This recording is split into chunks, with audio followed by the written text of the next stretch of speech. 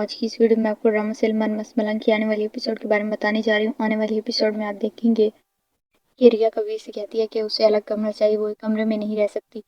تو کبیر سے کہتا ہے کہ ریا یہ تم کیا بچوں والی ضد کر رہی ہو؟ وہ کہتی ہے اگر یہ بچوں والی ضد ہے تو پھر میری ضد پوری کرو۔ تو کبیر راضی ہو جاتا ہے اس بات پر۔ وہ اسے کہتا ہے کہ اچھا ٹھیک ہے، سامنے والا روم میں نے تمہارے لیے کھلوا دیا، تم اس میں چلی جاؤ۔ ریا وہاں چلی جاتی ہے، وہ بہت زیادہ خوش ہو جاتی ہے۔ پھر کبیر مینیجر کے ساتھ مل کر پلاننگ کرتا ہے۔ وہ اسے کہتا ہے کہ کسی بھی طرح سے پورے گھر کی لائٹ آف ہو جائے۔ تو لائٹ چلی جاتی ہے۔ جیسے ہی لائٹ جاتی ہے تو ریا ڈر جاتی ہے اور وہ بھاگ کر آ جاتی ہے۔ وہ کہتی ہے کبیر تم کہاں ہو؟ کبیر اس کی آواز سن کر مسکرا رہا ہوتا ہے کیونکہ وہ بھی یہی چاہتا تھا۔ وہ کبیر کے کمرے میں آ جاتی ہے۔ وہ اسے کہتی ہے کہ لائٹ چلی گئی ہے اور میں اندھیرے میں الگ نہیں رہ سکتی، مجھے ڈر لگتا ہے۔ تو کبیر سے کہتا ہے کہ تمہیں ڈرنے کی ضرورت نہیں ہے، میں تمہارے ساتھ ہوں نا۔ تو ریا کہتی ہے کہ اسی بات کا تو ڈر ہے کہ تم میرے ساتھ ہو۔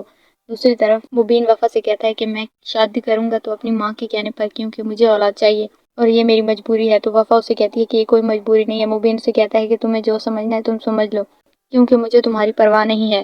پھر جیسے ہی صبح ہوتی ہے تو ریا کبیر سے کہتی ہے کہ تم مجھے محبت میں اس حد تک لے جاؤ گی کہ میں خود ہی پاگل ہو جاؤں گی، یا میں تمہیں چھوڑ کر چلی جاؤں گی، یا میں اس بات پر مجبور ہو جاؤں کہ اپنی جان ہی لے لوں۔ تو کبیر اسے کہتا ہے کہ تم ایک بار میرے ساتھ دے کر تو دیکھو، میں تمہارے سامنے دیوار بن کر کھڑا رہوں گا اور تمہارا ساتھ کبھی نہیں چھوڑوں گا، تم بس مجھے ایک بار موقع تو دے دو۔ ریا کو بھی اس کی باتوں پر کچھ یقین ہونے لگ گیا ہے کہ کبیر اسے دھوکہ نہیں دے سکتا۔